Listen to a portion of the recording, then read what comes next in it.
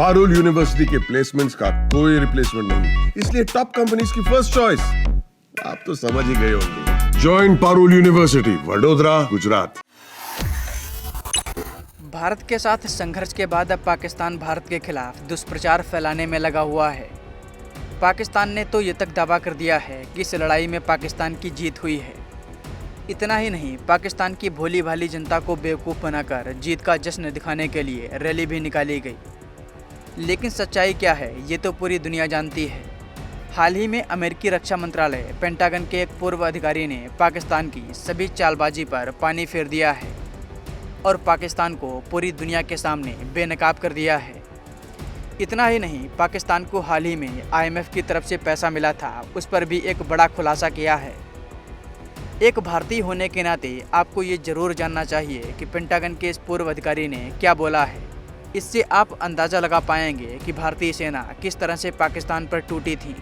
दरअसल जिस पेंटागन के पूर्व अधिकारी की हम लोग बात कर रहे हैं, उसका नाम है माइकल रूबिन। उन्होंने कहा है कि भारत ने पाकिस्तान में आतंकी ढांचों को बेहद सटीकता से निशाना बनाया था। भारत द्वारा उसके एयरबेसों को भारी नुकसान पहुंचाने के बाद पाकिस्तान सीज़फायर की कोशिश में एक डरे हुए कुत्ते की तरह दुम दबाकर भागा था। रूबिन ने कहा कि पाकिस्तानी सेना इस सच्चाई से मुंह नहीं मोड़ सकती कि वह बहुत बुरी तरीके से हारी है।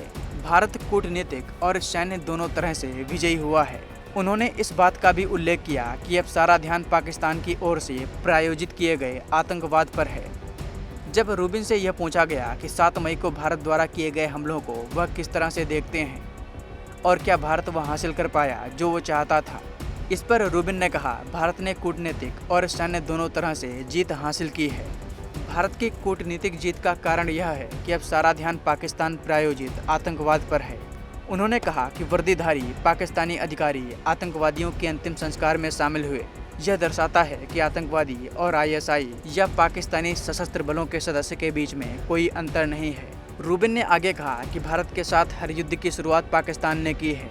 रूबिन ने कहा कि पाकिस्तान के अंदर आतंकी ठिकानों को नष्ट करने में ऑपरेशन सिंदूर की शानदार सफलता और पाकिस्तानी हमले को रोकने की इसकी क्षमता ने रणनीतिक विशेषज्ञों को चौंका दिया है। India and emerging Asia economics centre for strategic and international studies के अध्यक्ष रिचर्ड रोसो ने कहा है कि पाकिस्तान को अब यह एहसास हो गया है कि अगर वह अपने दुस्साहस को जारी रखता है तो भारत अब केवल कूटनीतिक जवाबी उपायों का खेल नहीं खेलेगा।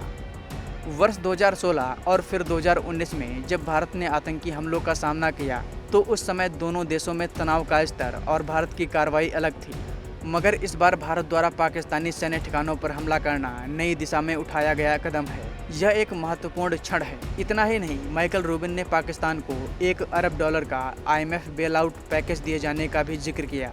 उन्होंने इसके लिए ट्रंप प्रशासन की कड़ी निंदा की। रूबिन ने कहा कि पाकिस्तान को पैसे भेजकर IMF प्रभावी रूप से चीन को मदद कर रहा है। बता दें कि माइकल रूबिन का यह बयान तब सामने आया है जब हाल ही में पाकिस्तान की सरकार के द्वारा मसूद अजहर के परिवार को 14 करोड़ रुपए दिए गए। पाकिस्तान की सरकार की तरफ से ये पैसा मुआवजे के रूप में दिया गया क्योंकि भारत के हवाई हमलों में आतंकी मसूद अजहर के परिवार के 10 से ज़्यादा लोग मारे गए थे।